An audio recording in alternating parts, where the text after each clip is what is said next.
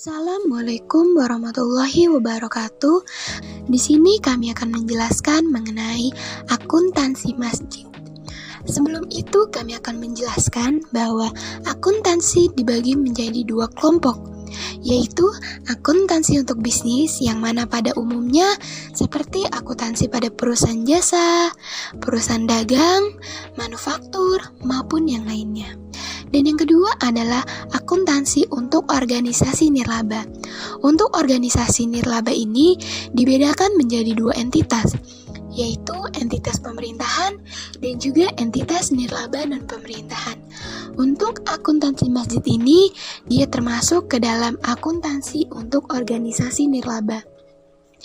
Penyajian laporan keuangan entitas yang berorientasi pada non-laba diatur dalam ISAK nomor 35, yang mana pada awalnya diatur dalam PSAK 45. ISAK 35 ini diterbitkan oleh DSAK IAI yang merupakan interpretasi dari PSAK nomor 01.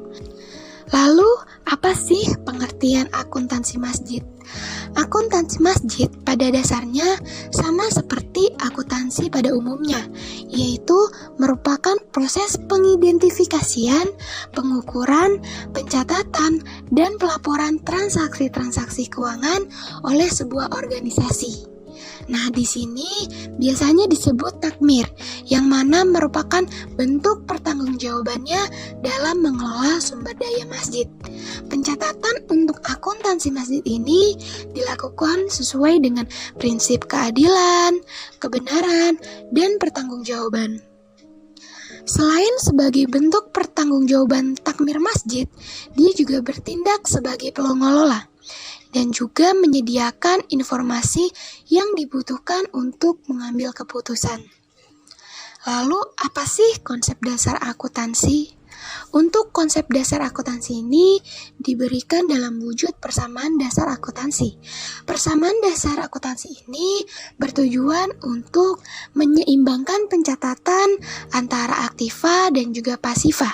Nah, di sini untuk persamaan dasar akuntansi ini bisa kita sebut dengan sebutan ALOE. Jadi rumus dari persamaan dasar ini adalah ALOE, yang mana ALOE ini adalah yaitu aset atau harta sama dengan liabilitas atau kewajiban ditambah owner's equity atau modal. Ini merupakan dasar dalam pencatatan akuntansi. Jadi di sini akan terlihat penyeimbangan antara harta dan juga kewajiban beserta modal dalam akuntansi, baik akuntansi untuk bisnis maupun akuntansi untuk organisasi nirlaba. Assalamualaikum warahmatullahi wabarakatuh. Baiklah, pada sesi ini kita akan mengenal beberapa jurnal dan laporan keuangan yang diperlukan pada akuntansi masjid. Nah, dapat kita lihat pada kolom COA ini beberapa jurnal, yaitu kode dan nama akun yang diperlukan untuk akuntansi masjid. Di sini kita dapat beberapa akun-akun seperti kas, setara kas, piutang, uang muka, tanah masjid, inventaris, peralatan, aset tetap, akumulasi penjualan, dan akun-akun lainnya, di mana kode dan nama akun ini akan kita aplikasikan dalam bagian jurnal, di mana kita akan melakukan pencatatan transaksi dan akan kita masukkan pada kolom kode dan nama akun. Misalkan pada contoh ini, kita dapat mencatat saldo awal dari operasional akuntansi, di mana kita mencatat saldo awal di awal tahun untuk mengetahui beberapa nilai dari kas kita, inventaris, karpet, tanah masjid, peralatan elektronik, dan sumber dari aset kita ini yaitu berupa aset neto yang tidak terikat dan aset neto yang terikat.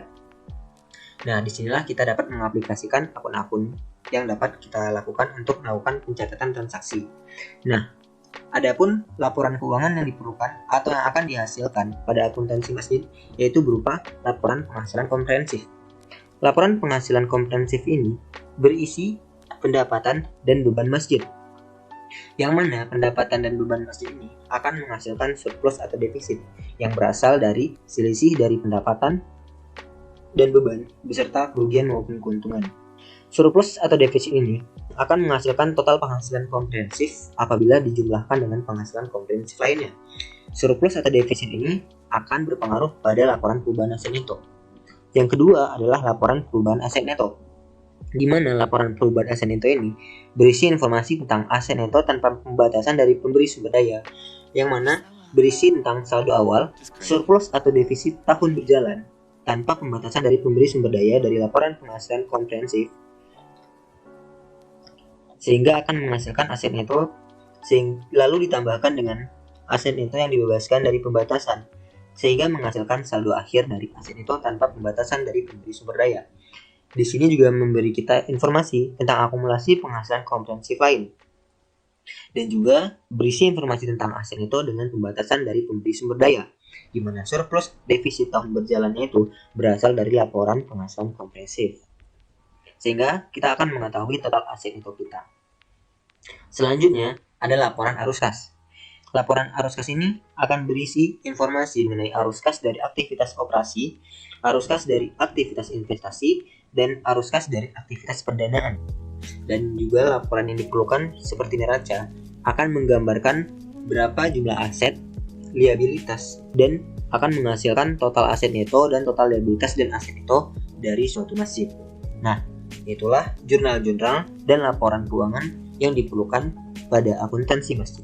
Terima kasih. Di sini kami akan menjelaskan mengenai pencatatan akuntansi keuangan masjid menggunakan aplikasi sederhana dalam bentuk Excel. Di sini ada 2 tahap yang akan kami jelaskan, dimulai dari tahap pertama yaitu setup awal, dan yang kedua adalah melakukan input transaksi.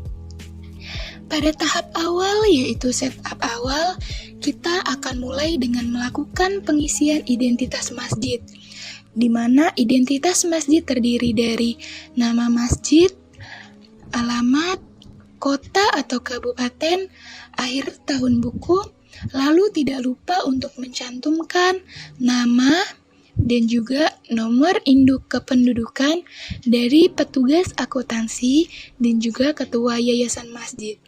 Setelah pengisian identitas masjid selesai, kita lakukan pengisian data terkait kode dan nama akun beserta saldo normalnya.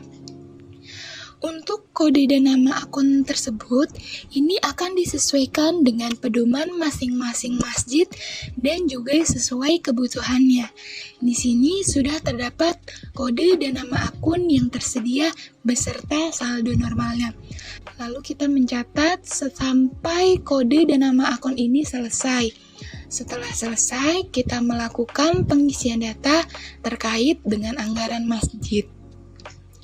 Di dalam anggaran masjid ini ada beberapa yang perlu kita isi, seperti nama program, nama kegiatan, kode akun, anggaran, realisasi, dan juga penyerapan. Di setiap masjid memiliki nama program dan juga nama kegiatan yang berbeda-beda. Di sini sebagai contoh, nama program yang kita ambil adalah dengan kode 1 yaitu program dakwah. Lalu dengan nama kegiatan yang bisa kita pilih, misalkan adalah sholat Jumat. Nah, di mana kita ketahui anggaran masjid ini berarti ada dana yang akan kita keluarkan untuk membayar sesuatu. Di sini kan programnya adalah dakwah dalam kegiatan sholat Jumat. Berarti dana yang kita keluarkan ini diperuntukkan untuk membayar narasumber sebagai pengisi dakwah dalam sholat Jumat. Nah, berarti di sini kode akun yang akan kita cari adalah dengan kode honor. Di sini kita mengetikkan kode honor dulu terlebih dahulu. Setelah itu kita memilih kode honor apa yang akan digunakan. Nah, di sini kita menggunakan kode dengan 521101 dengan kode akun honor khotib atau imam Jumat. Nah, untuk anggaran ini kita sesuaikan dengan data yang ada. Misalkan anggaran di sini adalah 2 juta. 2 juta ini dalam 1 bulan misalkan. Nah, untuk kolom realisasi sendiri, kenapa dia strip? Karena di sini kita menggunakan rumus, yaitu rumus sum if, lalu menggunakan sum ring dan lain-lain. Nah, untuk realisasi ini itu akan didapatkan ketika kita sudah memasukkan input transaksi. Jadi kita sudah memasukkan input transaksi, di sini akan otomatis terisi. Karena kita belum melakukan input transaksi dan jurnalnya adalah kosong, jadi di sini realisasinya adalah 0. Seperti itu. Nah, setelah ini akan dilanjutkan dengan melakukan input transaksi untuk akuntansi keuangan masjid. Assalamualaikum warahmatullahi wabarakatuh. Baiklah, pada sesi ini kita akan mencoba untuk melakukan input atas transaksi masjid di tahun 2020. Nah, misalkan pada tanggal 2 Januari 2020 kita melakukan kegiatan berupa sholat Jumat. Nah, pada sholat Jumat kan biasanya ada kegiatan penerimaan dan pengeluaran. Nah, misalnya kan penerimaan itu berupa infak rutin yang berasal dari jamaah yang ingin berinfak pada hari Jumat tersebut. Dan pengeluaran itu biasanya merupakan pengeluaran atas pembayaran atau honor penceramah pada masjid kita. Nah, maka kita akan melakukan pencatatan transaksi. Misalkan kita akan melakukan pencatatan transaksi atas penerimaan, yaitu berasal dari penerimaan infak. Maka kita akan mencatat penambahan kas dan pendapatan yang diterima dari infak atau penerimaan. Nah, misalkan kita menerima kasnya itu sebesar 5 juta.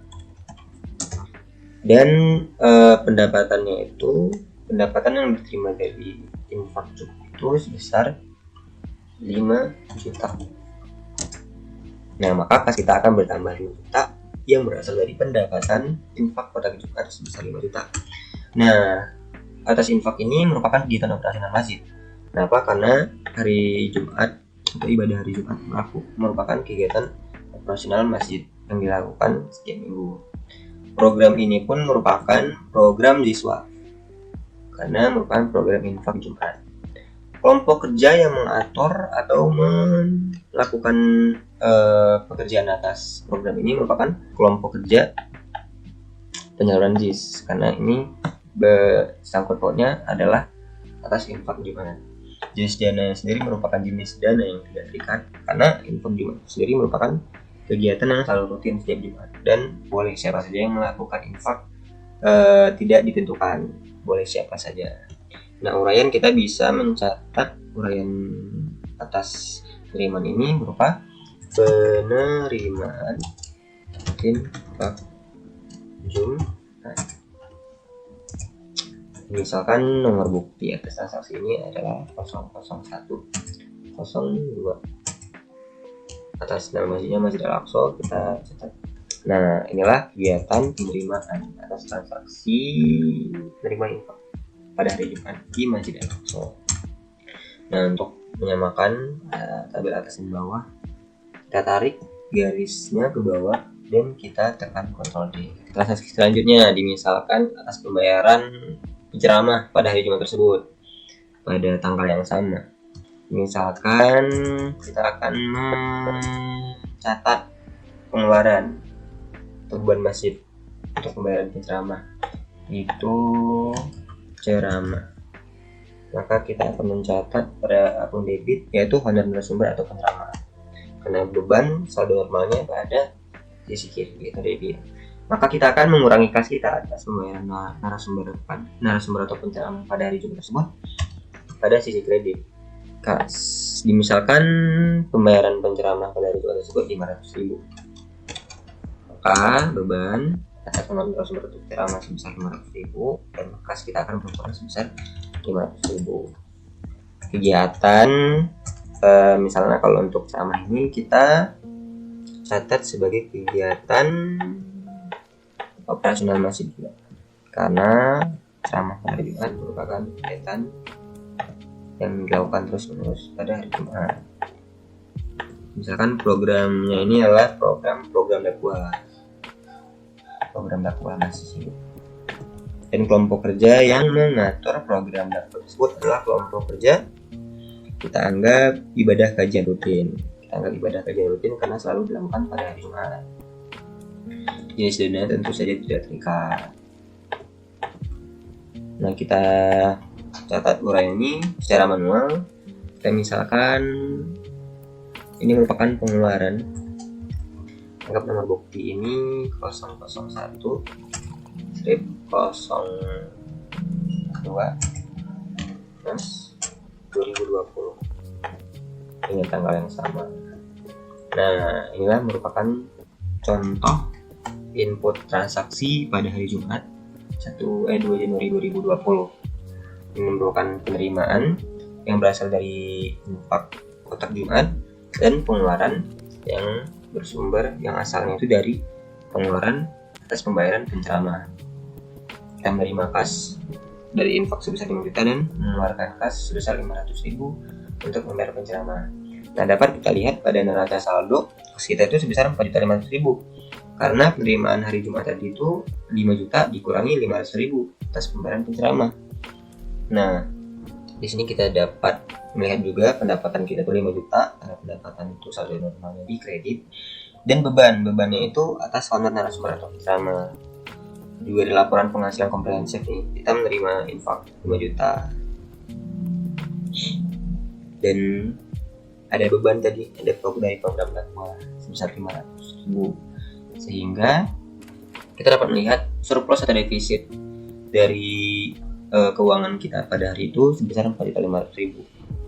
Nah, di sini kita juga dapat melihat laporan perubahan hasil neto.